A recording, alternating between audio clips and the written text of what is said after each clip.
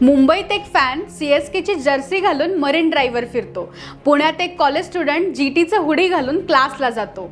आणि इथे IPL टीम्सच्या bank खात्यात लाखो रुपयांची एंट्री होते मर्चंडाईज सेल्समधून. IPL मध्ये टीम्स केवळ मॅच जिंकूनच नाही तर टी-शर्ट, टोपी, बॅग्स, जर्सी विकूनही कमावतात. मर्चंडायझिंग म्हणजे काय? टीमचा लोगो, रंग, स्लोगन वापरून बनवलेले प्रोडक्ट्स जसे की Jersey, caps, mobile covers, mugs इत्यादी. ह्या वस्तू विकून टीम्स पैसे कमावतात. हे पैसे कुठून येतात? एक, ऑफिशियल ऑनलाईन स्टोअर्स. प्रत्येक टीमचं स्वतःचं ऑनलाईन स्टोअर असतं. 2, Amazon किंवा फ्लिपकार्टवर सेल. 3, स्टेडियम स्टॉल्स. लाईव्ह मॅच दरम्यान ग्राउंडवर विक्री.